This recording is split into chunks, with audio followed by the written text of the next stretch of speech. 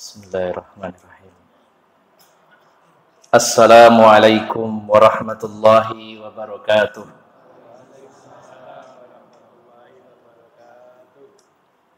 Innal hamdalillah nahmaduhu wa nasta'inuhu wa nastaghfiruh wa na'udzu billahi min syururi anfusina wa min sayyiati a'malina. May yahdihillahu fala mudilla lahu wa may yudlil fala hadiyalah. Asyhadu an la ilaha illallah wahdahu la syarikalah wa asyhadu anna Muhammadan abduhu wa rasuluhu la nabiyya ba'dah.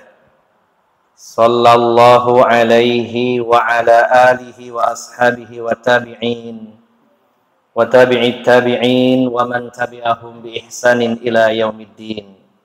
Ya ayyuhalladzina amanu taqullaha haqqa tuqatih wa la tamutunna illa wa antum muslimun, amma ba'd. Para alim ulama, para ustaz, para ustazah, dan para sesepuh bini sepuh yang senantiasa saya hormati dan saya muliakan, kepada sahibul bait Ibu Hajah Nasuha dan juga Abah Rori sekeluarga yang dirahmati Allah Subhanahu wa taala, dan juga bapak-bapak dan ibu-ibu jamaah sekalian yang dirahmati Allah Subhanahu wa taala.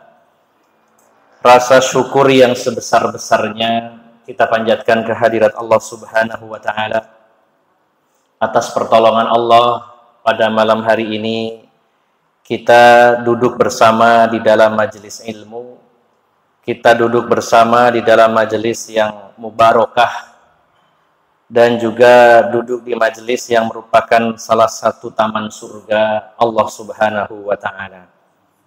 Bapak Ibu yang dimuliakan Allah Subhanahu wa ta'ala, idealnya memang kita harus lebih kenceng ngajinya, harus lebih antusias dan semangat ngaji, karena setiap berganti tahun maka keburukan semakin banyak. Semakin jauh dari zaman Rasulullah Muhammad SAW, maka keburukan semakin banyak. Semakin dekat dengan kiamat, maka keburukan semakin banyak.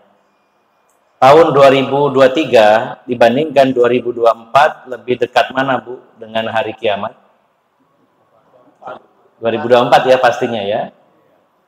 Dan dari tahun ke tahun keburukan semakin bertambah. Termasuk juga kesyirikan semakin mendekati gerbang kiamat justru semakin menjadi-jadi. Bukankah Rasulullah telah bersabda, la taqumus sa'atu hatta talhaqa qabaila min ummati bil musyrikin hatta ta'budal awthan.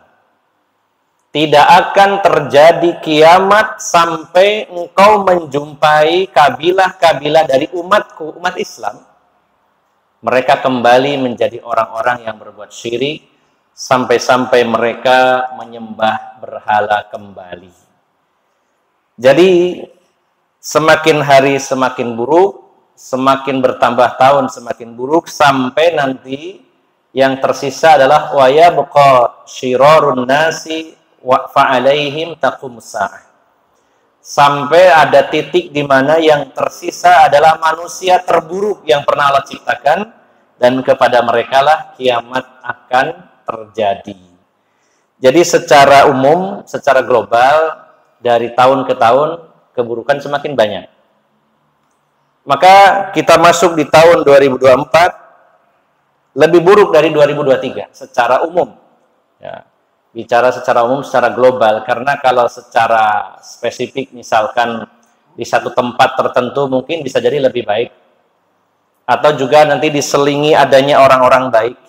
Tapi secara umum, secara global, semakin jauh dari zaman Rasulullah SAW, semakin dekat dengan gerbang kiamat, maka keburukannya semakin menjadi-jadi dan semakin merebak. Dan di sini butuh ilmu, butuh pemahaman yang benar agar kita selamat. Yang dibutuhkan hanya dua sebenarnya untuk menjadi pribadi yang solih dan masuk surga.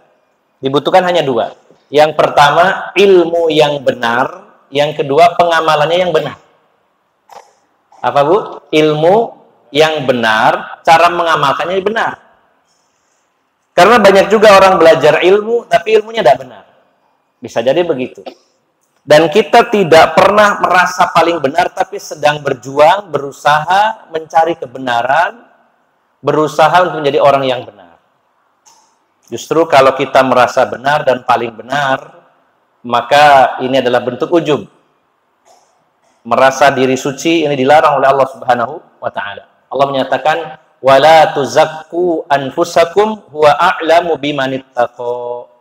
Janganlah kalian merasa diri suci, karena Allah lah yang paling tahu siapa yang paling bertakwa di antara hamba-hambanya. Kita tidak pernah merasa benar atau paling benar, tapi berusaha meniti jalan kebenaran.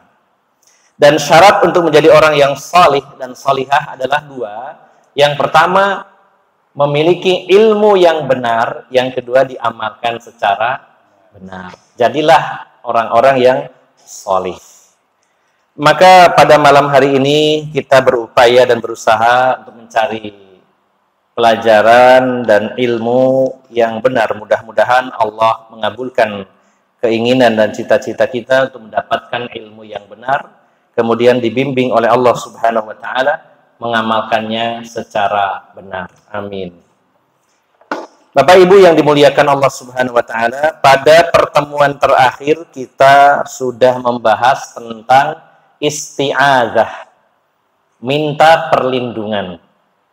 Di mana kalau dimintakan kepada selain Allah, maka termasuk kesyirikan, karena babnya tentang syirik. Minasyirki isti'adzatu bi ghairillah, termasuk syirik ketika kita meminta perlindungan kepada selain Allah Subhanahu wa taala. Sudah kita bahas termasuk bagaimana sistem kerjasama antara bangsa manusia dengan bangsa jin. Bagaimana MOU, kesepakatan bersama antara bangsa manusia dan bangsa jin. Di mana bangsa manusia sebagiannya ada yang minta perlindungan kepada bangsa jin. Ini sudah kita bahas tentang isti'adzah, minta perlindungan. Kita lanjutkan bab berikutnya. Ini harus saya pegang karena kurang jelas. Babu minasyirki an yastaghitha bi ghairillah au yad'u ghairah. Termasuk syirik adalah seseorang beristighosah kepada selain Allah Subhanahu wa taala, atau dia berdoa kepada selain Allah Subhanahu wa taala. Nah, jadi kalau yang dulu kita bahas isti'adzah, yang sekarang kita bahas istighosah. Rupanya sering ya Bu, kalau kita Bapak-bapak juga sering mendengar istilah istighosah ini ya. Bahkan yang sangat populer di masyarakat kita adalah istighosah. Kalau isti'anah, isti'adzah ini jarang kita dengar ya. Yang populer adalah istighosah. Nah, mari kita bersama-sama mempelajari tentang apa itu istighosah, dan termasuk syirik itu istighosah yang seperti apa. Kita akan membahasnya pada bab ini insyaallah. Bapak Ibu yang dimuliakan Allah Subhanahu wa taala, yang pertama tentang makna istighosah. Saya mengutip perkataan Syekhul Islam Ibnu Taimiyah rahimahullah. Beliau mengatakan al-istighosah hiya talabul ghaus wa huwa izalatus syiddah. Yang dimaksud istighosah adalah talabul ghaus, yaitu mencari atau meminta untuk dihilangkan kesulitan, yaitu izalatus syiddah, minta dihilangkannya bencana, minta dihilangkannya bala, minta dijauhkan dari mara bahaya. Itu namanya istighosah. Lalu perbedaannya dengan doa apa Bapak Ibu jamaah sekalian? Al-farqu bainal istighosati wad du'a annal istighosata la takunu illa minal makrub. Ini apunten kipas saya ganjel dulu kitabnya kena kipas. Jadi nutup terus. Atau mungkin diarahkan ke Bapak Ibu, gak apa-apa saya mandi keringat dikit-dikit, gak apa-apa ya. Ya, ngapunten. Nah, gini, insya Allah. Nah, sekarang perbedaannya apa? Perbedaan antara istighosah dengan doa. Istighosah itu, ya, perbedaannya dengan doa adalah istighosah ini lebih spesifik, lebih khusus. Jadi, istighosah ini sebenarnya bagian dari doa atau salah satu jenis doa, tapi isinya khusus yaitu minta dihilangkan mara bahaya, minta diangkat segala bencana yang menimpa. Sehingga dengan kata lain, kalau doa itu sifatnya umum, kalau istighosah itu khusus. Ya. Maka di sini dikatakan fakullu istighosatin du'aun wa laysa kulli du'ain istighosah. Setiap istighosah itu adalah doa. Tapi tidak setiap doa disebut istighosah, karena doa itu macam-macam. Ada doa yang disebut as'ilah permintaan, ada doa minta tolong disebut isti'anah, ada doa minta perlindungan disebut isti'adzah, ada doa diangkat bala dan bahaya serta bencana yaitu istighosah. Jadi setiap istighosah apapun itu bagian dari doa. Tapi tidak setiap doa disebut istighosah. Jadi doa ini lebih umum dan istighosah lebih khusus. Nah, kemudian sebelum kita membahas tentang materi ini, perlu kita bahas dasar-dasarnya dulu, bahwa doa itu oleh para ulama dibagi menjadi dua. Yang pertama yang disebut doaun mas'alatun, doa yang berupa permintaan. Dan yang kedua yang disebut doaun ibadatun, doa ibadah. Doa masalah, bukan masalah ya. Sebenarnya itu dari bahasa Arab juga, masalah. Masalah berarti yang ditanyakan, yang diminta. Ya. Doa yang disebut doa masalah, yaitu berupa permintaan kepada Allah Subhanahu Wa Taala. Apa saja? Minta perlindungan. Ini sebenarnya termasuk di bagian doa masalah. Minta pertolongan, minta diangkat bala, ini bagian dari doa masalah, meminta. Nah, yang disebut doa ibadah sebenarnya dimaksud adalah ternyata semua jenis ibadah ujung-ujungnya adalah permintaan, ujungnya doa. Ujung-ujungnya adalah doa. Saya ingin tanya sama ibu-ibu dulu, Bu. Ibu-ibu melakukan sholat itu sebenarnya yang diharapkan dapat apa, Bu? Ibu, dapat ridho Allah, dapat apa lagi, Bu? Pahala. Kemudian berharap masuk surga. Nah, maka sholat disebut juga doa itu disebut ibadah karena setiap ibadah ujungnya permintaan. Sholat mintanya pahala, sholat minta masuk surga, sholat itu minta dapat ridho Allah. Ujung-ujungnya ada keinginan di sana. Makanya disebut setiap ibadah itu adalah doa. Contoh lain lagi sama puasa. Ya, kita berpuasa ingin dapat pahala, ingin masuk surga, ingin mendapat ridho Allah. Maka ujung dari puasa yaitu keinginan mendapat pahala, ridho Allah dan surganya. Maka sebenarnya seluruh ibadah itu ujung-ujungnya doa, permintaan. Minta kepada Allah, berharap kepada Allah Subhanahu wa Ta'ala. Nah, maka Bapak Ibu yang dimuliakan Allah Subhanahu wa Ta'ala, doa itu termasuk ibadah yang tertinggi levelnya. Karena dalam doa ada rasa butuh dari kita dan ada rasa begitu rendah, begitu miskin, begitu lemah diri kita. Di sana ada pengagungan kepada Allah, ada rasa butuh, di sisi lain kita merasa lemah, merasa tidak mampu. Ya. Maka kalau kita menelusuri makna ibadah, ibadah artinya menghambakan diri. Dari kata abida artinya menghambakan diri.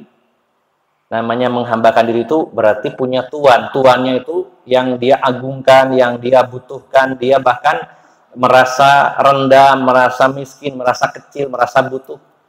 Maka puncak ibadah itu adalah doa. Karena dalam doa terkandung unsur pengagungan kepada Allah sekaligus merasa diri rendah.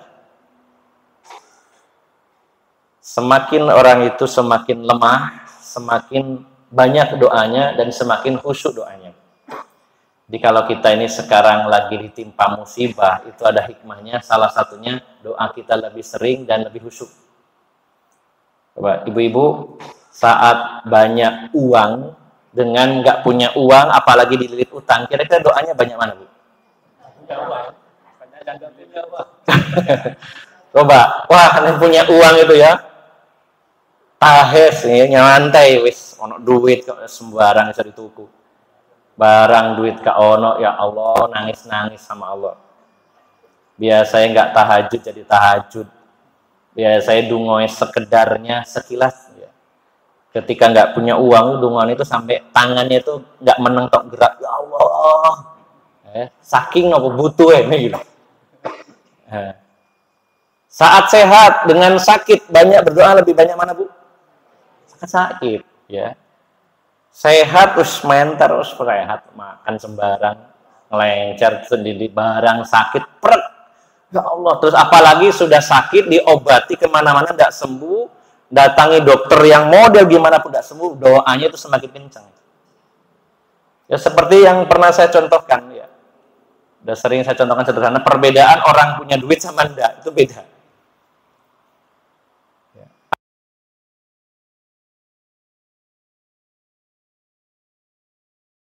Telepon sama istrinya, Mas, ibu sampai loro Mas, ya apa iki? Wis apa-apa sampean pernah nang rumah sakit ya, dolekno ambulan sing enak, nek perlu ambulannya Alphard.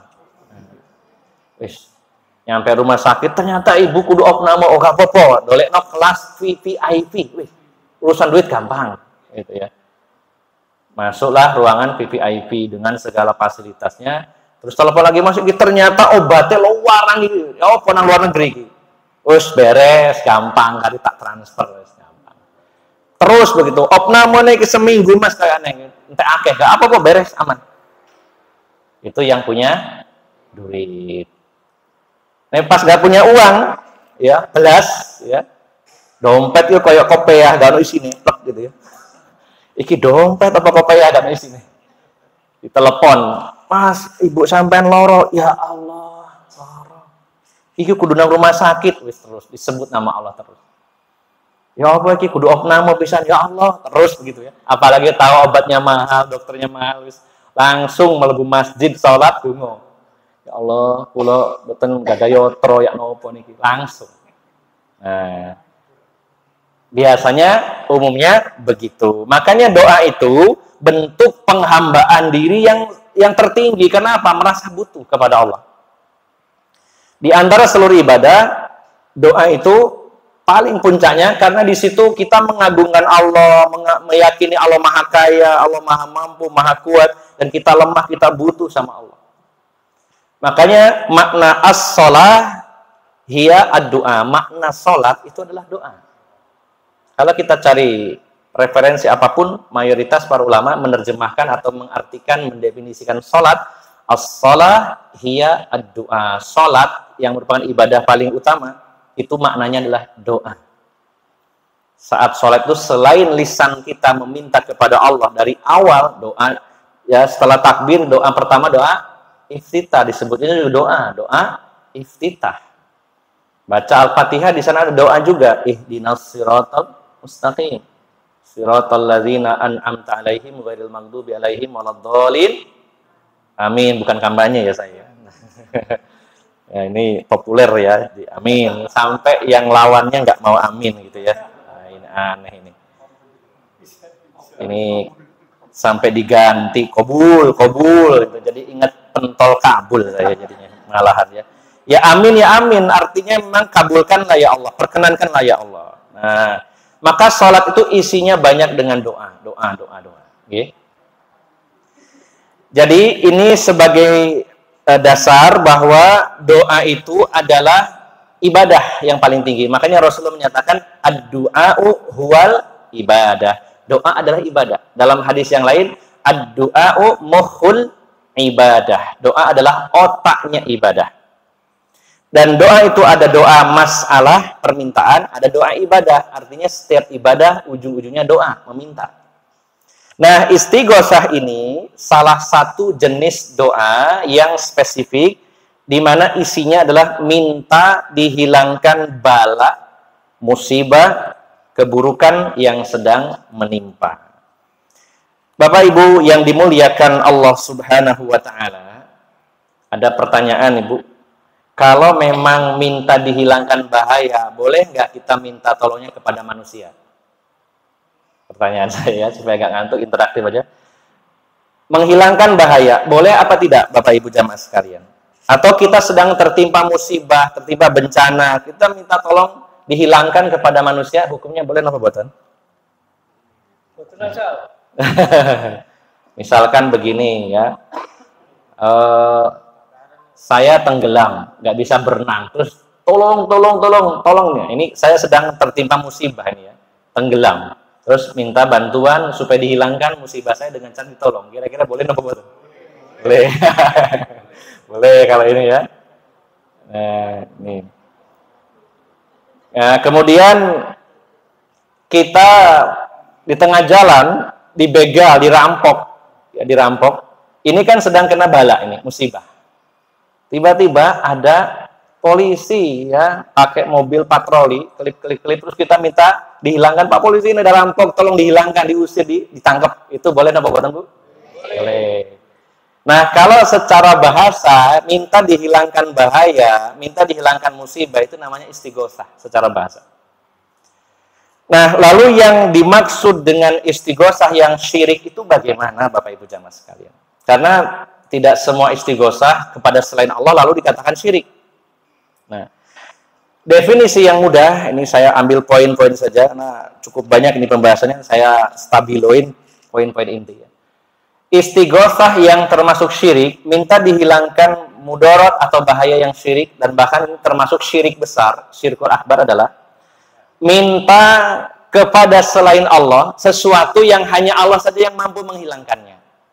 Minta dihilangkan dari bahaya, di mana yang mampu menghilangkannya hanya Allah saja. Kalau itu dimintakan kepada selain Allah, itu termasuk syirik.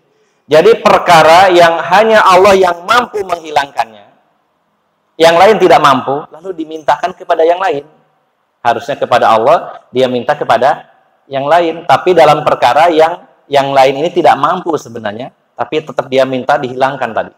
Maka inilah yang termasuk syirkul akbar, syirik yang besar. Jadi minta kepada selain Allah untuk menghilangkan bala, di mana itu hanya khusus Allah yang mampu menghilangkannya. Nah, kalau itu dimintakan kepada selain Allah, maka itu termasuk syirik ya. Mintanya kepada selain Allah ya. Saya ingin bertanya sama Bapak Ibu, kalau ada gelombang tsunami itu kira-kira ada nggak orang yang bisa menahannya? Nggak bisa ya, sulit. Dengan alat apa ya kira-kira ditahannya? Hanya cuman mungkin disiapkan benteng yang tinggi, gedung yang tinggi, cuma untuk menghindar saja, tapi menghentikannya tidak mampu. Ini bencana. Tiba-tiba ada orang mengadakan ritual istighosah, minta supaya diangkat musibah itu, mintanya ke Nyi Roro Kidul. Dianggap ini penguasa pantai selatan. Nah, tsunami-nya di pantai selatan, berarti yang menguasai, masa nggak bisa mengendalikan lautnya. Lalu dimintakanlah kepada Nyi Roro Kidul dengan ritual tertentu, maka ini termasuk syirik besar, karena tidak ada yang mampu menghilangkan musibah itu. Nah, ada banyak ayat dan juga ada satu hadis dalam bab ini. Saya bacakan secara sekilas beberapa di antaranya. Yang pertama, yaitu firman Allah Subhanahu wa taala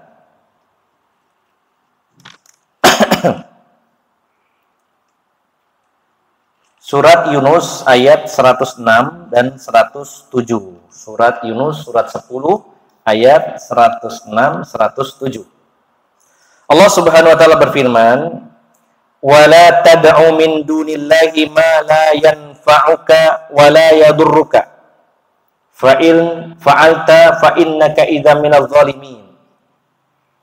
Wa in yamsaskallahu bidurrin fala kashifa lahu illa huwa wa yuridka bi khairin fala radda li fadlihi yusibu bihi may yasha'u min ibadihi wa huwal ghafurur rahim. Surat Yunus ayat 106 107. Dan janganlah kamu berdoa, menyeru, meminta kepada selain Allah, yang mana yang kamu seru, kamu minta itu tidak bisa memberi manfaat, juga tidak bisa mendatangkan mudarat. Jika kamu melakukan itu, kamu termasuk orang yang zalim. Nah, makna zalim dalam Al-Quran itu, kalau kaitannya dengan hak Allah adalah kesyirikan. Inna syirka la zulmun azim. Sesungguhnya syirik adalah kezaliman yang besar. Allah menyatakan, janganlah kalian berdoa, meminta, menyeru kepada selain Allah, seseorang, sesuatu yang tidak bisa memberi manfaat, juga tidak bisa mendatangkan mudarat. Dan jika menimpamu yaitu bahaya, maka dia tidak bisa menghilangkannya kecuali Allah. Kamu tertimpa bahaya, tidak ada yang bisa menghilangkannya kecuali Allah. Dan jika dia ingin memberikan kebaikan kepada kamu, maka tidak ada yang mampu menghalanginya. Jadi Bapak Ibu jamaah sekalian, ini sebuah keyakinan yang harus dimantapkan pada diri kita masing-masing. Kalau kita memahami ayat ini secara mendalam, hidup ini sebenarnya tenang sekali. Kalau kita memahami ayat ini secara mendalam, diangan-angan, ditanamkan dalam hati kita, hidup kita itu tenang, nggak gampang gugup, nggak panik. Kenapa? Ayat ini menjelaskan, jangan minta kepada selain Allah sesuatu atau seseorang yang tidak bisa memberi manfaat dan tidak bisa mendatangkan bahaya. Buat apa kita minta? Dia nggak bisa memberi. Kalau ada bahaya, dia juga tidak bisa menghilangkan. Untuk apa kita minta? Sementara ada zat yang maha memberi segalanya dan juga bisa menghilangkan segala musibah dengan mudah bagi Allah Subhanahu wa taala. Nah, poinnya adalah jika ada bahaya yang menimpa kamu, maka tidak ada yang bisa menghilangkannya kecuali Allah. Begitu pula jika Allah itu ingin memberikan kebaikan, nggak ada yang bisa menghalangi. Jadi Bapak Ibu jamaah sekalian, kalau ada bahaya yang menimpa kita dan Allah tidak ingin menghilangkannya, walaupun seluruh manusia bahkan bersatu dengan bangsa jin membantu kita menghilangkannya, nggak akan bisa hilang kalau Allah tidak berkehendak. Ya.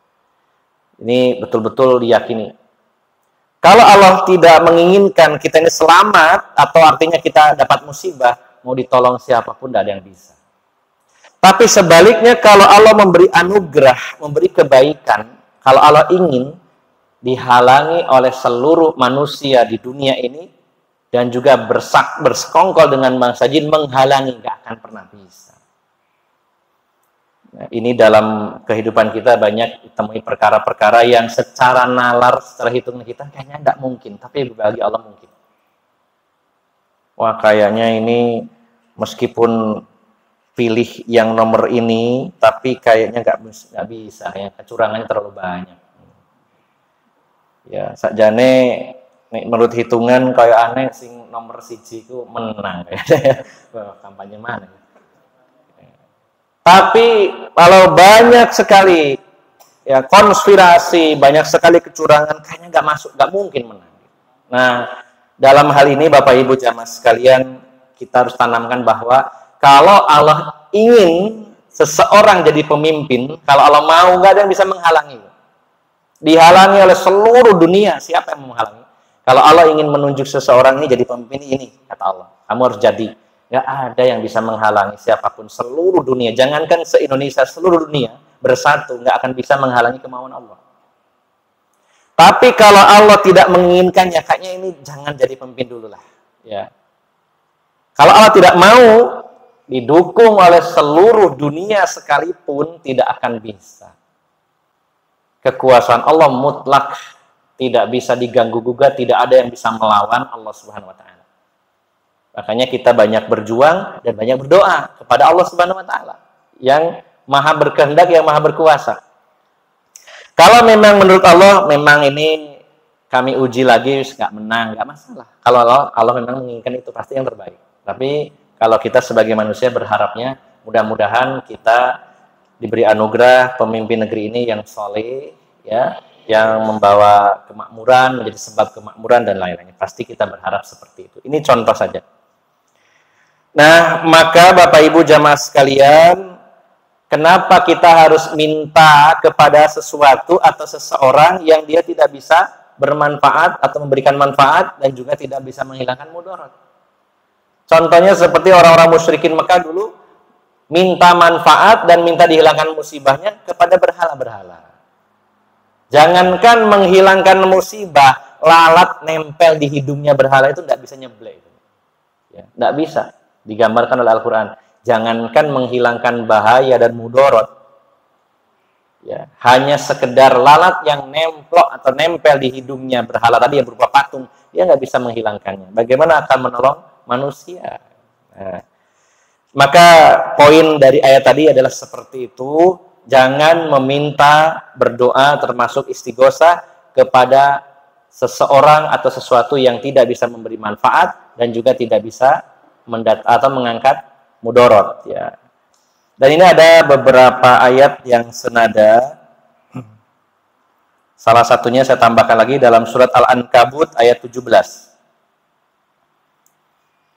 Al-Ankabut ayat 17. Innal ladzina ta'buduna min dunillahi la yamlikuna lakum rizqa fabtagu 'indallahi rizqa wa'buduhu washkurulah ilaihi turja'un. Sesungguhnya orang-orang yang menyembah selain Allah, sesungguhnya orang-orang yang beribadah kepada selain Allah, mereka tidak memiliki kekuasaan apapun untuk memberi kalian rizki. Maka carilah dari sisi Allah rizki itu. Dan sembahlah dia oleh kalian, bersyukurlah kalian kepadanya, dan kepadanya kalian akan kembali. Nah, di antara bagian dari af'alullah, perbuatan Allah, di antara pekerjaan Allah adalah memberi rizki. Tidak ada satupun di alam ini yang mampu memberikan rizki selain Allah Subhanahu wa Ta'ala. Kalau yang manusia atau makhluk itu hanya sekedar sebab saja, tapi hakikatnya dari Allah Subhanahu wa Ta'ala. Ketika kita ini sering berharap kepada manusia, padahal manusia juga dapat rezeki dari Allah, maka justru ketika kita banyak berharap kepada manusia, biasanya banyak kecewa. Ya.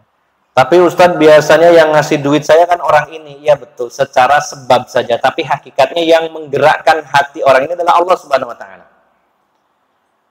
Makanya kita belajar tauhid, Bapak Ibu jamaah sekalian, berkaitan dengan rezeki. Kalau kita memiliki tauhid yang mantap bahwa Ar-Razzaq, zat yang maha pemberi rezeki itu hanya Allah, yang lain itu sekedar sebab, kita nggak akan khawatir dengan rezeki.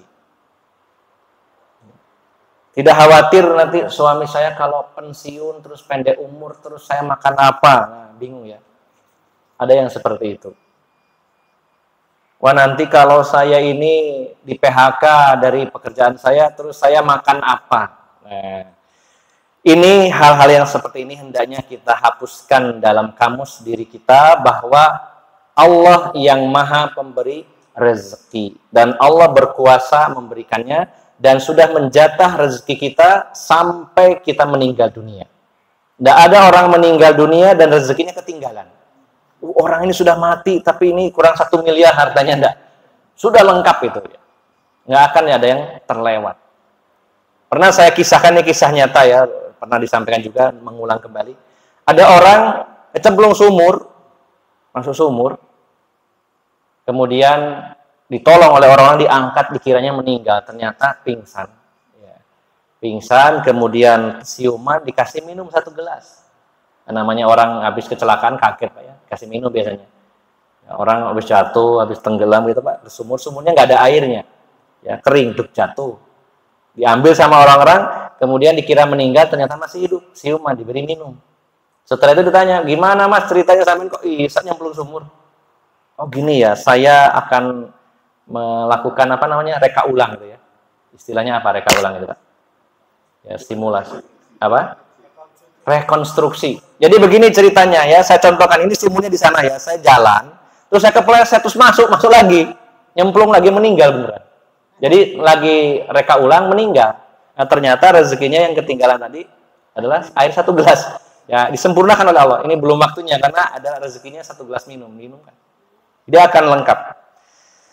Jadi Bapak Ibu jamaah sekalian yang dimuliakan Allah Subhanahu wa taala, urusan rezeki yang Maha Pemberi rezeki hanya Allah, tidak usah mengandalkan siapapun, hanya kepada Allah saja. Allah sudah menciptakan siapapun di antara makhluknya pasti bertanggung jawab. Manusia saja yang baik bertanggung jawab, apalagi Allah Maha bertanggung jawab. Allah nyatakan wa ma min dabbatin fil ardi illa 'alallahi rizquha.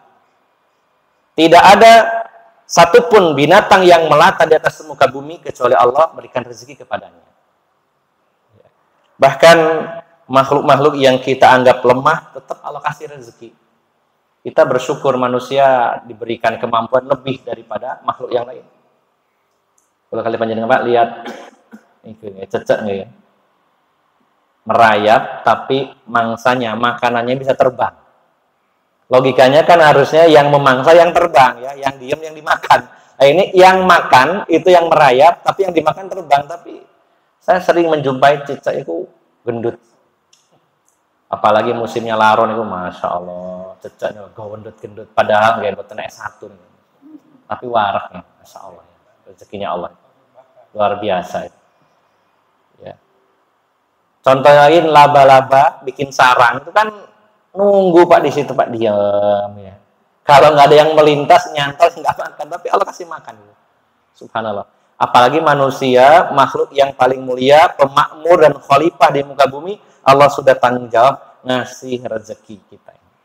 Nah, maka dalam ayat ini Allah berfirman sesungguhnya orang-orang yang menyembah selain Allah Subhanahu wa taala, maka yang disembah itu tidak bisa ngasih rezeki. Mintalah kepada Allah yang Maha Pemberi rezeki dan sembahlah serta bersyukurlah, kemudian kalian akan kembali kepadanya. Nah, kemudian Bapak Ibu jamaah sekalian yang dimuliakan Allah Subhanahu wa taala, ada satu riwayat ini saya lompati. Hadis yang diriwayatkan Imam Tabrani. Ya. Imam Tabrani adalah Al-Imam Al-Hafidh Sulaiman bin Ahmad bin Ayyub ya. Al-Luhami At-Tabrani, Al-Lahmi At-Tabrani dari Yaman ya. Beliau dari Yaman. Ya, beliau ulama pada abad ketiga Hijriah. Dan beliau seorang ulama ahli hadis. Jumlah guru beliau itu 2000. Gurunya 2000. Saya sama menjenengan gurunya berapa? Pernah berguru ke berapa orang? Kita kadang udah bangga ya, oh, aku ngaji nang dene ngaji guruku wah kayak ono nek 20. Imam Tabrani gurunya 2000. Dan beliau menulis kitab-kitab yang paling terkenal ya, ada 3 kitab. Sebenarnya banyak, lebih dari 10 atau lebih dari 15, tapi ada 3 kitab yang sangat terkenal. Yang disebut Al-Ma'ajim Ats-Tsalatsah. Kitab Mu'jam yang jumlahnya 3. Yang pertama Mu'jamul Kabir, yang kedua Mu'jamul Awsat, yang ketiga, Mu'jamus Shaghir. Mu'jam itu sebenarnya salah satu jenis kitab hadis yang isinya berupa ensiklopedi. Jadi hadisnya di situ terutama disebutkan berdasarkan guru-gurunya. Dari guru A hadisnya ini, dari guru B ini, guru C itu modelnya begitu, Mu'jam itu.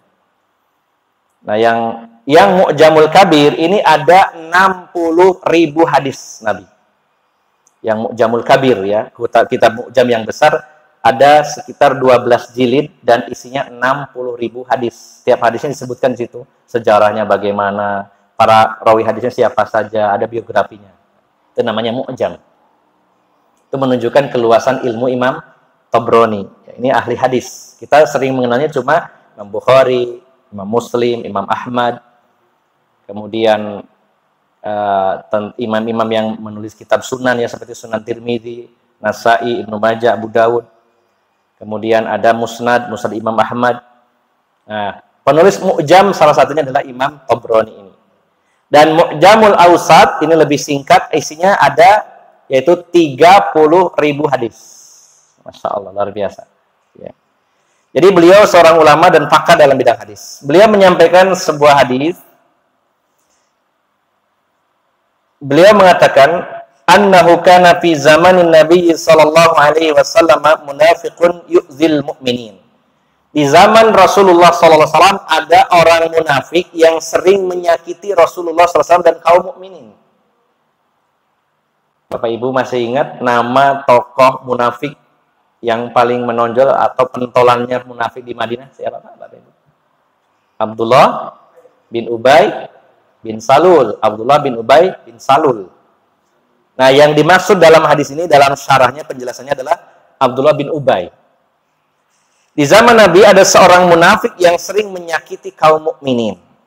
Menyakiti, mengganggu, memfitnah, ya, merusak citra kaum muslimin dan lain-lainnya. Ini adalah musibah bagi kaum muslimin. Ini kemudorotan, ya. Maka faqala ba'duhum, ada sebagian sahabat yang berkata, nah ini ternyata sahabat ini dijelaskan dalam syarahnya, huwa Abu Bakar radhiyallahu anhu, yaitu Abu Bakar As-Siddiq, manusia terbaik setelah Rasulullah Muhammad SAW. Orang yang paling kuat imannya setelah Nabi SAW adalah Abu Bakar As-Siddiq. Nah, Abu Bakar As-Siddiq mengatakan ketika ada orang munafik yaitu Abdullah bin Ubay bin Salul ini sering menzolimi kaum muslimin, dan ini musibah bagi kaum muslimin, Abu Bakar mengajak kepada kaum muslimin, "Qumu bina nastagitsu bi Rasulillah sallallahu alaihi wasallam min hadzal munafiq." Ayo saudara-saudara kita melakukan istighosah kepada Rasulullah sallallahu alaihi wasallam untuk menghadapi orang munafik ini. Istighosah, minta dihilangkan musibah, tapi mintanya kepada Rasulullah Muhammad SAW, manusia terbaik, manusia yang paling dicintai oleh Allah Subhanahu Wa Taala. Faqala Nabi Sallallahu Alaihi Wasallam, maka bersabda Rasulullah SAW, innahu la yustaghasu bi wa innama yustaghasu billah. Janganlah kalian beristighosah kepadaku, tapi beristighosahlah kepada Allah. Padahal ini sebenarnya perkara yang mana Rasulullah mampu melakukannya. Untuk menghadapi Abdullah bin Ubay bin Salul, sebenarnya Rasulullah ketika diminta oleh para sahabat, ya Rasulullah, ya, misalkan kalimatnya, ini kan biang kerok ini bikin masalah, ini sering nyakiti kaum muslimin. Kami minta kepada engkau untuk menghilangkan orang ini. Sebenarnya Rasulullah mampu. Rasulullah punya kekuatan di Madinah, punya pasukan. Makanya orang munafik itu kenapa jadi orang munafik? Karena dia lemah. Kalau dia kuat pasti melawan, jadi orang kafir, menunjukkan kekafiran. Nah, orang munafik itu sebenarnya aslinya orang kafir, tapi tidak berani menampakkan kekafirannya. Itu menunjukkan lemah. Artinya kalau mau dilibas oleh Rasulullah itu bisa, sangat mudah. Tapi Rasulullah sangat hati-hati menghadapi orang-orang munafik karena secara zahir, secara lahiriah dia adalah muslim. Kalau dibunuhi oleh Rasulullah, bagaimana orang-orang yang belum masuk Islam itu saudaranya dibunuh semua? Akan jadi masalah juga. Karena orang lain taunya dia muslim, ya, bersahadat, sholat juga, ikut puasa dan lain-lain. Kalau dibunuh begitu saja oleh Rasulullah dan para sahabat, maka akan jadi bahaya juga, fitnah kepada kaum muslimin. Nah, maka Abu Bakar adalah sahabat terbaik. Dia mengajak kepada sahabat lain, ayo beristighosah kepada Rasulullah. Maksudnya minta kepada Rasulullah untuk menghilangkan bala ini, musibah ini, yaitu dengan menghilangkan Abdullah bin Ubay. Dan Rasulullah mampu melakukannya. Sebenarnya boleh minta, ya. Rasulullah saat itu beliau penguasa, beliau pemimpin negara, beliau pemimpin agama, punya pasukan, punya kekuatan. Boleh minta, ya, kepada penguasa yang memang mau, misalkan ada para perampok lah katakanlah, ya, di satu kawasan. Ya, bahasa mudanya ini ada kawasan dikuasai preman misalkan, ya, yang sering meresahkan, mengganggu masyarakat. Ini kan musibah. Lalu kita minta kepada aparat, kepada pemerintah untuk membasminya. Nah, ini namanya istighosah, minta dihilangkan bahaya. Ini perkara yang mampu dilakukan oleh manusia, maka ini tidak masalah, dibolehkan karena sebagai sebab. Sebenarnya Rasulullah bisa menghilangkan Abdullah bin Ubay. Tapi di sini para ulama menjelaskan kenapa Rasulullah menolak, ingin menguatkan kepada manusia, kepada kita semuanya bahwa beliau adalah seorang yang rendah hati, tawadu, dan beliau sangat berharap kepada Allah Subhanahu wa taala. Walaupun Rasulullah diberi kemampuan oleh Allah Subhanahu wa taala, tapi hanya sekedar sebab, karena hakikatnya Allah yang akan mengangkat segala bala dan musibah itu. Makanya Rasulullah tetap menekankan kepada para sahabat, mintalah kepada Allah untuk diangkat bala ini, jangan kepada saya.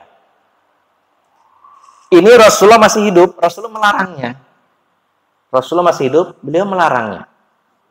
Nah, bagaimana kalau Rasulullah sudah wafat, dimintai?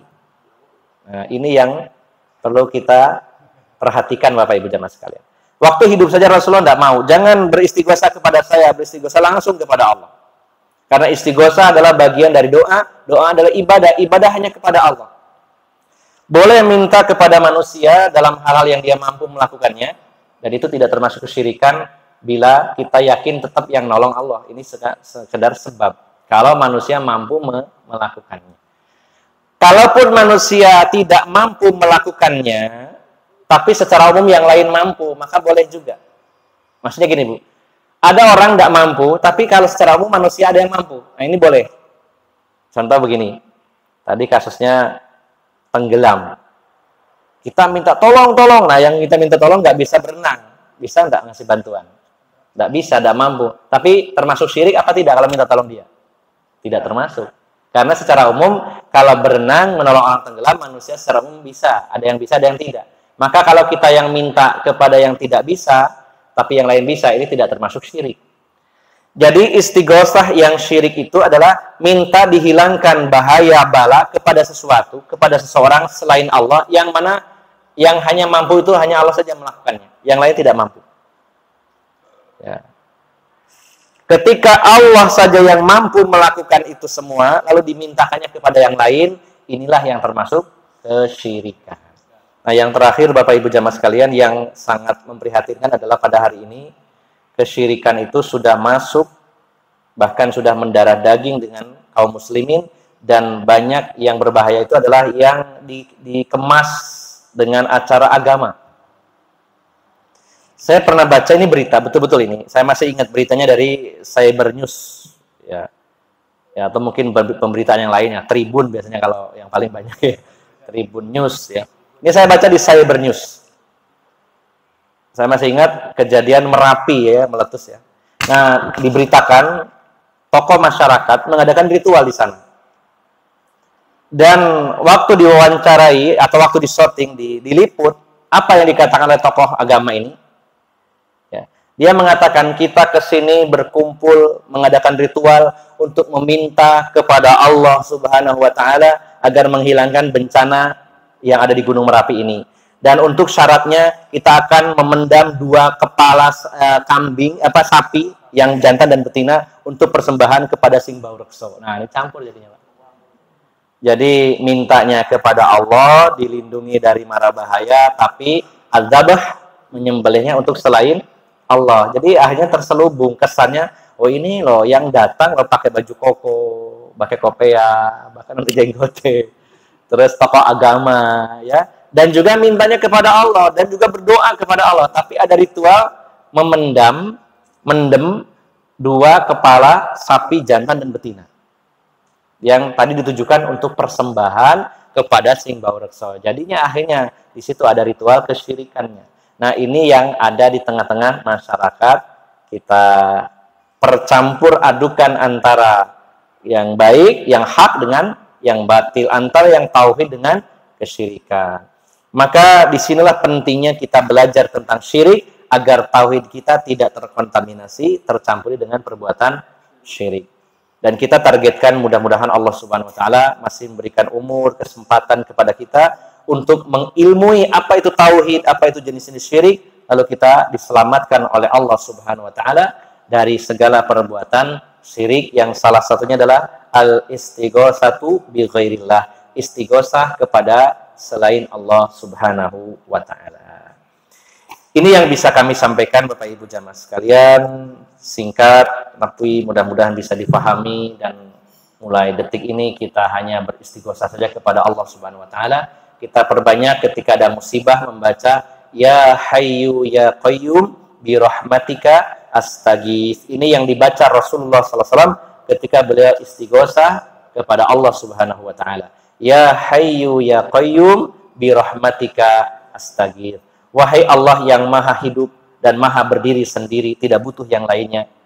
Dengan rahmatmu, dengan kasih sayangmu, astaghith, aku beristighosah. Aku meminta supaya bala dan musibah ini engkau angkat.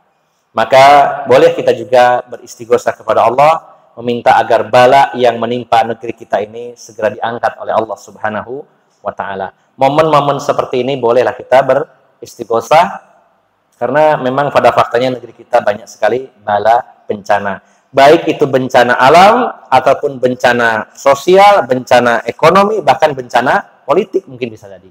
Kita meminta kepada Allah agar Allah mengangkat segala bala, musibah, bencana yang merundung negeri ini, dan semoga Allah berikan kemakmuran, kedamaian, kesejahteraan untuk negeri yang kita cinta ini, khususnya untuk kaum muslimin yang ada di negeri kita yang tercinta. Mudah-mudahan bermanfaat. Mohon maaf atas segala kekurangan. Bila ada hal-hal yang kurang jelas dan ingin didiskusikan, kami persilahkan kepada Bapak Ibu jamaah sekalian untuk menyampaikannya. Bapak Ibu, demikianlah kajian yang telah disampaikan oleh Ustaz. Sementara Ustaz istirahat sejenak, memberikan kesempatan kepada Bapak Ibu untuk mempersiapkan pertanyaan atau menyampaikan sesuatu atau mungkin curhat. Untuk pertama kali saya berikan kepada seorang ibu yang ingin menyampaikan pertanyaan atau mungkin apa saja yang perlu disampaikan terkait dengan tema yang dikaji oleh Ustaz Abu Rosan pada malam hari ini. Monggo ibu yang sebelah timur dulu. Wonten nggih? Wonten di sini. Alhamdulillah ibu Ajaina. Monggo Bu.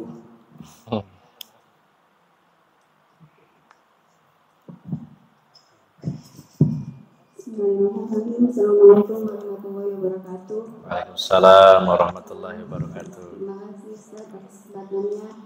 Yang pertama, saya ingin menanyakan apakah ada doa-doa khusus untuk bacaan istighosah Ustaz? Okay. Kemudian yang kedua, tadi bisa menjelaskan tentang konsep rezeki, bahwa memang itu sudah kita akan meninggal sampai rezeki kita itu tuntas diberikan sama oleh Allah gitu. Dan yang saya pahami juga kan besarannya berapapun sebenarnya kan sudah ditakdirkan pada saat ruh ditiupkan mungkin begitu kalau nggak salah. Apakah kemudian kan ada juga amalan-amalan yang dapat menambah rezeki misalnya dengan bersedekah ataupun dengan korelasinya itu seperti apa Ustaz? Termasuk apakah ketika kita tidak bekerja begitu pasti rezeki kita juga akan tuntas diberikan begitu sebelum ajal menjemput. Kemudian saya pernah baca hadis bahwa setiap 100 tahun Allah akan menghadirkan orang yang memperbaiki agama. Mungkin mohon dijelaskan tentang hadis tersebut Ustaz. Terima kasih. Terima kasih Mbak Zaina. Silakan Ustaz untuk diberikan tanggapan. Alhamdulillah, 3 pertanyaan yang sangat luar biasa. Yang pertama tentang apakah ada bacaan khusus untuk istighosah. Jawabannya ada, sebagaimana yang dicontohkan Rasulullah SAW, yaitu ya hayyu ya qayyum bi rahmatika astaghith. Selebihnya kita bisa isi dengan doa-doa yang isinya minta diangkat bala oleh Allah Subhanahu wa taala, bisa dengan bahasa Arab, bisa dengan bahasa Indonesia, bisa dengan bahasa Jawa. Nah, jadi yang disunnahkan oleh Nabi SAW adalah ya hayyu ya qayyum bi rahmatika astaghith. Itu diulang-ulang sebanyak-banyaknya. Adapun nun sewu yang ada di tengah-tengah masyarakat kita itu sudah diramu. Saya juga dulu rutin ya rajin beristighosah, ada istighosah kubro segala gitu ya. Saya juga pernah gabung di pencak silat Paganusa waktu itu dan sering istighosah gitu ya. Nah, di situ memang ada bacaan khusus dirangkai dan itu seragam dimanapun ada acara istighosah yang dibaca itu. Sebagaimana juga tahlilan ya begitu ya. Ada rangkainya khusus. Baik waktunya maupun juga bacaan-bacaannya, ada pakemnya begitu ya. Sehingga kalau kita nun sewu misalkan ada orang ikut tahlilan tapi bacaan sendiri pasti akan ditegur sampean ngelantur, iki tahlilan model opo gitu ya. Itu ada pakem. Nah, disinilah yang perlu kita garis bawahi bahwa mempakemkan sesuatu, membuat standar sesuatu ini harus ada dalil. Maka secara umum istighosah ini dari Nabi SAW yang disunnahkan adalah bacaan Ya Hayyu Ya Qayyum bi rahmatika astaghits, ini yang diperbanyak. Ya, atau doa-doa lain yang intinya minta diangkat bala. Adapun yang diramu itu ya, hasil karya dari mungkin dari sebagian kiai atau ustadz-ustadz yang ada, sehingga seolah menjadi sesuatu yang pakem kalau di luar itu bukan istighosah. Ya. Jadi kalau ada orang misalkan mengadakan istighosah, kita istighosah dengan bacaan yang kita bikin sendiri beda yang lain, pasti akan diprotes. Ini kok bacaannya beda. Ini artinya menetapkan sesuatu. Bacaannya bagus, zikirnya bagus, ayat yang dibaca bagus, tapi menetapkan sesuatu butuh dalil. Maka dalil yang ditetapkan Rasulullah adalah Ya Hayyu Ya Qayyum bi rahmatika astaghits. Ini saja yang diulang-ulang. Ya. Bisa juga nanti membaca diantaranya para ulama menyatakan salah satu wasilah atau tawasul, salah satu tawasul adalah dengan mentauhidkan Allah sebagaimana yang dibaca oleh Nabi Yunus ketika dalam perut ikan. Nabi Yunus ketika dalam perut ikan itu dalam keadaan gelap, yang secara logika manusia kemungkinan meninggal, dia baca di dalam perut ikan La ilaha illa anta subhanaka inni kuntu minaz zalimin. Nah, ini juga termasuk salah satu bentuk tawasul yang isinya tauhid. La ilaha illa anta, ada kalimat tauhid di sana. Jadi tidak ada pakem batasan tertentu kecuali bacaan tadi yang ditetapkan oleh Rasulullah sallallahu alaihi wasallam. Adapun yang dibukukan, yang dipakemkan itu adalah hasil karya saja, bukan dari betul-betul susunan dari Rasulullah sallallahu alaihi wasallam. Jadi mana yang kita pilih, ya kita lebih baik mencontoh Rasulullah SAW dalam beristighosah. Beliau membaca Ya Hayyu Ya Qayyum bi rahmatika astaghits. Itu saja diulang-ulang. Kita sedang tertimpa musibah, itu saja yang dibaca terus supaya Allah mengangkat musibah kita. Yang kedua tentang masalah rezeki. Bukankah rezeki sudah ditakdirkan bahkan itu saat kita berada di kandungan ibu? Sementara ada syariat atau aturan untuk bekerja, berusaha, bagaimana korelasinya. Betul sekali bahwa takdir makhluk-makhluk Allah, bahkan yang secara umum total, itu adalah 50.000 tahun sebelum penciptaan langit dan bumi. Dalam hadis Bukhari, dari Abu Hurairah, Rasulullah bersabda, Innallaha kataba maqadir khalaiqi qabla an yakhluqas samawati wal ardu bi khamsina alfasanah. Hadis riwayat Bukhari. Sesungguhnya Allah telah menulis catatan takdir seluruh makhluk, seluruhnya. Ya, yaitu 50.000 tahun sebelum penciptaan langit dan bumi. Bahkan dalam hadis, makhluk pertama yang Allah ciptakan adalah al-qalam, yaitu pena yang mencatat takdir seluruh makhluk. Kemudian nanti takdir yang global total tadi itu, kemudian ada salah satu rinciannya adalah didetailkan secara khusus, yaitu saat kita dalam kandungan ibu usia 4 bulan. Sebagaimana dalam hadis riwayat Abdullah bin Mas'ud, ya hadis riwayat Bukhari Muslim. Ini hadisnya sahih, Bukhari Muslim. Dalam hadis Al-Arba'in An-Nawawiyah hadis nomor 4. Ya. Di situ ada sabda Rasulullah menjelaskan kejadian manusia setelah 120 hari, 4 bulan.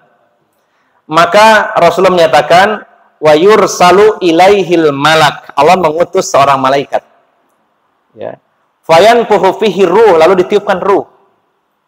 Kemudian wa yu'maru bi arba'i kalimatin, lalu diperintahkan oleh Allah untuk mencatat 4 perkara. Yang pertama, bikatbi rizkihi, catatan rizkinya.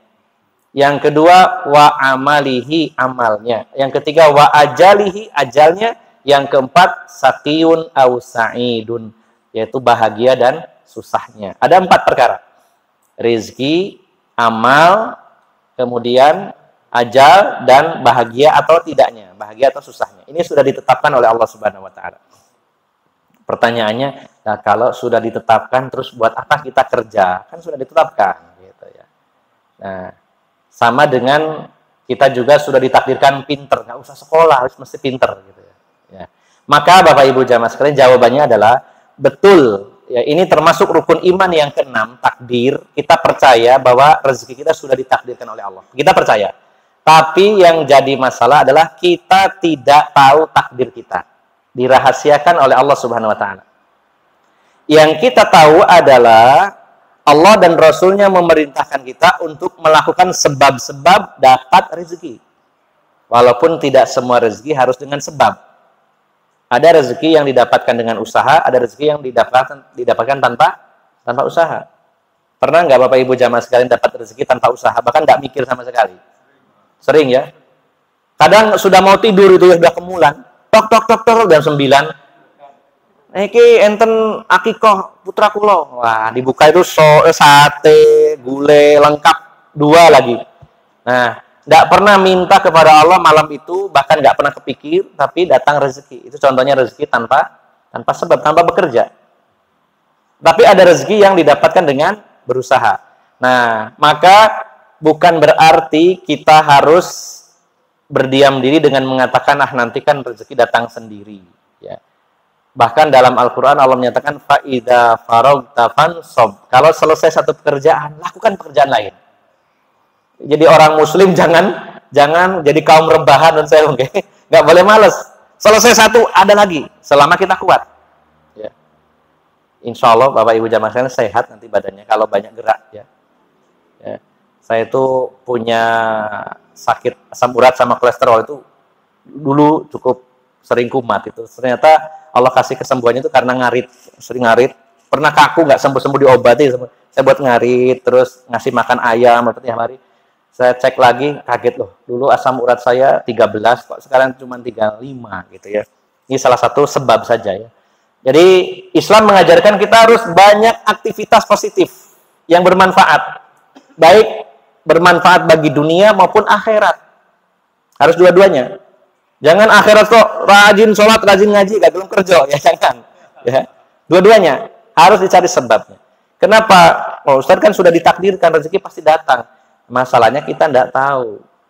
Kalau ada bocoran, boleh kita beralasan itu. Saat kita usia TK, dikasih bocoran sama Lois sampean niku, jangan mana jadi pengusaha sugih ya. Wah nyantai gitu ya. Karena tidak tahu ya kita harus bekerja. Nah, jadi intinya adalah bukan berarti dengan adanya takdir itu lalu kita berdiam diri karena kita tidak tahu takdir kita. Yang kita tahu adalah dengan bekerja jadi sebab dapat uang, dengan berbisnis dapat menjadi sebab dapat uang. Ya. Dan ini berlaku dalam hal apapun, takdir itu kita tidak tahu, termasuk jodoh. Ada nggak kalau kita rencana jodoh takdir, nggak usah dole, nggak usah mikir kok toko dewe. Ya. Akhirnya toko temen tapi cocok nggak aja datangnya. Nah, tetap harus dicari, harus berusaha, kecerdasan, kepintaran, ya. Ini juga harus diusahakan karena kita tidak tahu takdir kita. Jadi kesimpulannya takdir itu adalah termasuk rukun iman yang harus kita yakini dan itu ada, pasti adanya. Ya, tapi kita tidak tahu takdir kita hanya tahunya berjuang. Sama dengan surga dan neraka, sudah ditakdirkan kita ini masuk surga atau neraka, tapi kita nggak tahu. Yang kita tahu adalah berjuang, berdoa untuk masuk surga, begitu. Ini yang kedua tentang masalah rezeki dengan apa? Dengan masalah takdir. Ya. Kemudian yang ketiga, tadi apa Bu? Saya lupa, Bu Hajar tadi. Oh, tentang 100 tahun. Memang betul ada hadis sahih yang menjelaskan bahwa setiap di penghujung 100 tahun Allah akan hadirkan seorang mujaddid, para pembaharu-pembaharu. Bukan membawa ajaran baru, kayak beda kayak Pak.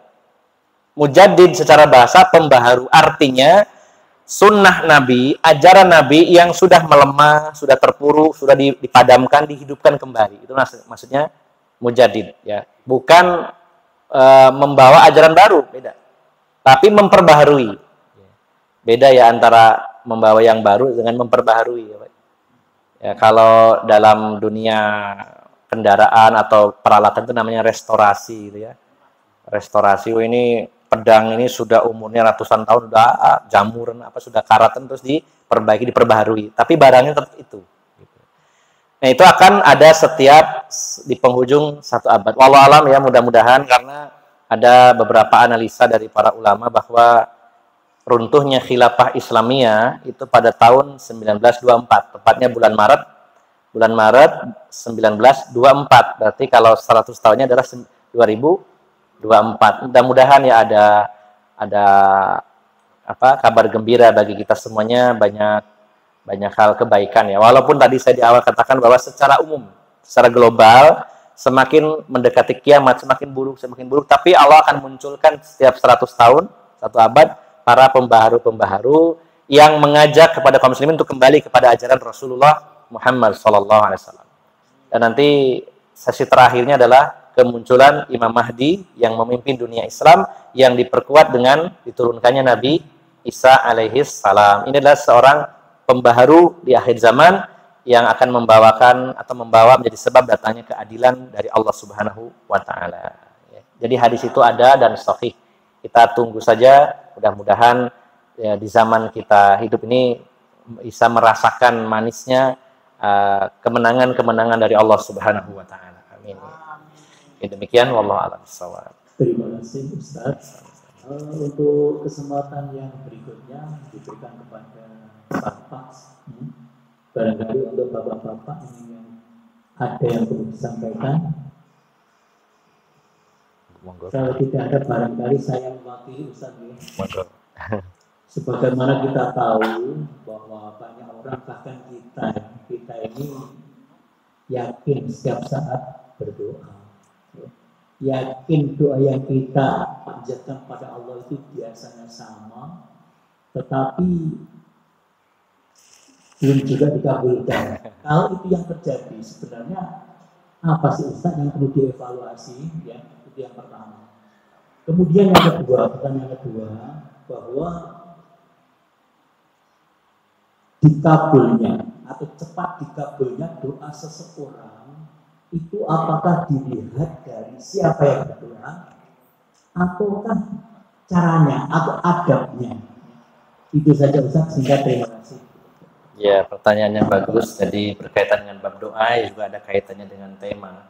Kita sudah berdoa tapi belum dikabulkan oleh Allah Subhanahu wa taala. Kira-kira apa yang perlu dievaluasi? Dan pertanyaan kedua ada kaitannya juga, apakah cepat tidaknya doa itu dipengaruhi faktor orangnya atau tata caranya atau adabnya? Yang pertama, Bapak Ibu jamaah sekalian, yang harus kita penuhi adalah syarat-syarat doa. Salah satunya yang paling utama adalah ikhlas. Ya. Karena memang doa ini adalah ibadah dan ini harus murni kepada Allah Subhanahu wa taala. Nah, yang kedua berkaitan dengan adab-adab berdoa. Bukankah kepada manusia saja ketika ada keperluan kita harus pakai adab untuk apa ya, supaya berhasil ya. Coba kalau kita ada butuhnya, biasanya pasti yang pertama nyari waktu yang tepat, apalagi orang yang sibuk. Saya itu ngontrak rumah di rumahnya Bu Hajah Butati ya. Itu nyari waktu yang pas biar beliaunya longgar. Nah, itu cari waktu seperti itu ya, biar enak pasnya ngomongnya gitu ya, supaya nggak mengganggu. Sama manusia saja kepada manusia saja kita mencari waktu yang tepat. Sebenarnya Allah 24 jam tidak tidur ya, tapi Allah dan Rasulnya mensyariatkan ada waktu-waktu mustajabah ya, baik yang harian maupun yang pekanan bahkan tahunan ya. Nah, ini adab, cari waktu yang tepat. Yang kedua, bisa ditambahkan dengan tempat ya, tempat yang mustajabah ya. Ini memang terbatas kalau tempat ya harus pergi, seperti di Ar-Raudhah, di Multazam ya, di Hijr Ismail atau di Maqam Ibrahim dan lain-lain ya, di dekat sumur Zam-Zam dan lain-lainnya. Ini adalah berkaitan tempat. Kemudian juga dari adab cara penyampaian, diawali dengan memuji dulu ya, memuji Allah Subhanahu wa taala. Bukankah kalau kita juga mau ngutang kan ngelem-ngelem dulu, panjenenganku memang top pokoknya suke sampean ku yo ayu yo loman was mulai gitu ya. Itu pada manusia ya. Kepada Allah lebih beradab lagi. Dan juga dengan tadarruan wa khufyah. Ud'u rabbakum tadarruan wa khufyah. Berdoalah kepada Allah dengan tadarru, dengan merendah ya. Dan juga dengan rasa takut ya, jangan ya, udah ngutang songong gitu. Ngutang tapi kemenyek, wah itu sing ngutangnya males gitu. Ngutang iki kemenyek begitu. Enggak mungkin ya. Pasti akan merendah. Biasanya kalau ngutang itu merendah, tapi nilai nyaur dia sombong gitu ya. Kembali. Nah, Gitu. Itu adalah adab. Nah, bila sudah ikhlas, adabnya, baik waktunya, badannya dalam keadaan suci hadas kecil maupun besar dari najis, kemudian tempatnya, kemudian cara penyampaiannya dan lain-lain sudah terpenuhi semuanya. Ini masih panjang sebenarnya pembahasannya. Tapi anggaplah sudah selesai semuanya, tapi kok belum dikabulkan oleh Allah Subhanahu wa taala. Maka ada 3 keuntungan bagi orang yang berdoa belum dikabulkan. Yang pertama, keuntungannya adalah bisa jadi dikabulkan segera. Yang pertama, apa yang kita minta dikabulkan. Yang kedua, Allah tunda, jadi tabungan. Karena doa adalah ibadah, dapat pahala terus. Kita tiap hari doa terus, nggak kehitung jumlahnya ribuan, bertahun-tahun, tapi belum dikabulkan. Ternyata tabungannya banyak di sana. Tuh, kaget, saya nggak pernah beramal yang aneh-aneh kok. Pahala saya banyak, ternyata doa kita. Kalau belum dikabulkan, jadi pahala di akhirat. Yang ketiga, Allah akan selamatkan dari mara bahaya. Ya, mungkin ada kecelakaan, orang-orang pada kecelakaan meninggal, kita selamat. Bisa jadi sebab doa kita yang belum dikabulkan. Nah, kemungkinan lainnya adalah Allah sayang. Ya.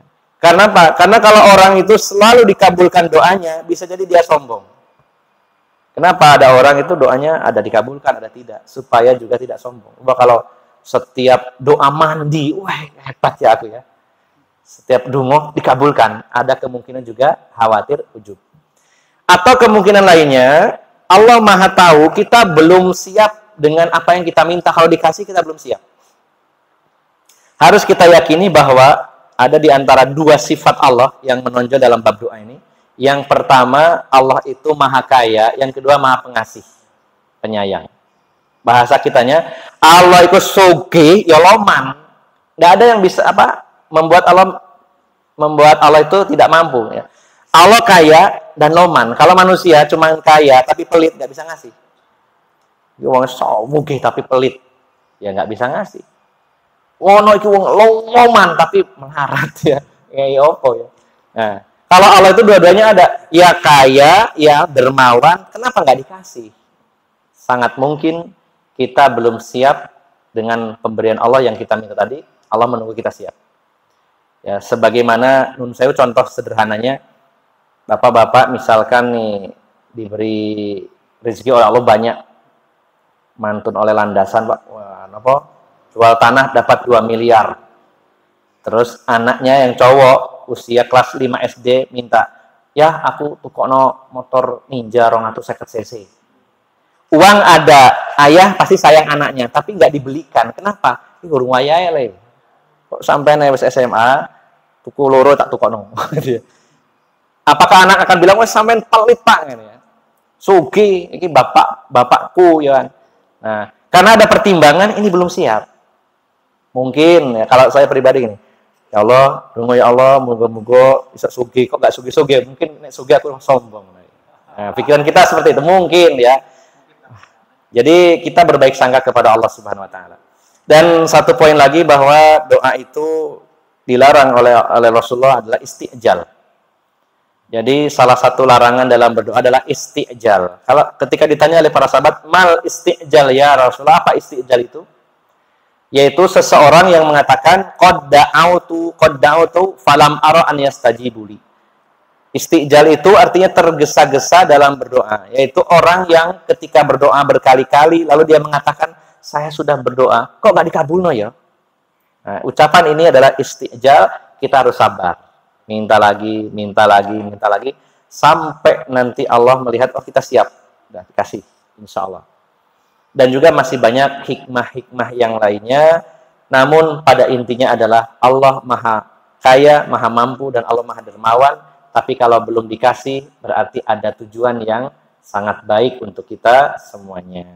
Kadang kita sebagai manusia itu kecewa. Oh, apa ya? Allah itu ada, Allah itu nggak tidur, Allah itu mendengar, Maha mengabulkan doa. Tapi kok nggak dikabul-kabulkan? Syarat rukunnya sudah, adabnya sudah, kok belum? Mungkin ada hal-hal lain yang Allah Maha tahu, itu adalah untuk kebaikan kita semuanya. Oke, demikian ya. Wallahu a'lam bishawab. Terima kasih Ustaz. Ibu-ibu dari kebahagiaan yang nggak ada pertanyaan, insya Allah di pertemuan yang akan datang ya. Insya Allah. Kalian ngajak konco sing kuwatan ya. sama oleh ganjaran. Semoga Ustaz langsung ditutup dengan doa. Assalamualaikum warahmatullahi wabarakatuh. Waalaikumsalam warahmatullahi wabarakatuh. Sebelum kita tutup, mari kita mengamalkan apa yang kita kaji pada malam hari ini, yaitu kita berdoa kepada Allah Subhanahu wa taala. Dan doa adalah ibadah yang paling tinggi. Mari kita memohon kepada Allah dengan khusyuk, dengan tadarruan wa khufyah, dengan merendahkan diri dan penuh rasa takut kepada Allah Subhanahu wa taala. Bismillahirrahmanirrahim. Allahumma shalli wa sallim wa barik ala nabiyyina Muhammadin walhamdulillahi rabbil alamin. Allahumma a'inna ala zikrika wa syukrika wa husni ibadatik. Allahumma inna nas'alukal huda wat tuqa wal afafa wal ghina. Allahumma inna nas'aluka ilman nafi'a wa rizqan thayyiba wa amalan mutaqabbala. Rabbana ighfir lana dhunubana wa liwalidayna warhamhuma kama rabbayana shighara. Rabbana ighfir lana wa li ikhwanina alladhina sabaquna bil iman wa la taj'al fi qulubina ghillan lil ladzina amanu rabbana innaka ra'ufur rahim. Rabbana hab lana min azwajina wa dhurriyyatina qurrata a'yun waj'alna lil muttaqina imama. Rabbana hab lana minas salihin. Rabbana hab lana min ladunka dzurriyyatan thayyibah innaka sami'ud du'a. Allahumma inna na'udzubika minal hammi wal hazan wal ajzi wal kasal wal jubni wal bukhl wa ghalabatid daini wa qahrir rijal. Ya hayyu ya qayyum bi rahmatika nastaghits. Ya hayyu ya qayyum bi rahmatika nastaghits. Ya hayyu ya qayyum bi rahmatika nastaghits. Rabbana atina fid dunya hasanah wa fil akhirati hasanah wa qina azabannar. Subhana rabbika rabbil izzati amma yasifun. Wassalamun alal mursalin walhamdulillahi rabbil alamin. Dari awal hingga akhir, bila ada salah ucap, salah sikap, saya mohon maaf yang sebesar-besarnya. Aqulu qawli hadza wa astaghfirullah li wa lakum. Wa akhiru da'wana anil hamdulillahi rabbil alamin. Subhanakallahumma wa bihamdika asyhadu an la ilaha illa anta astaghfiruka wa atubu ilaik. Wassalamualaikum warahmatullahi wabarakatuh.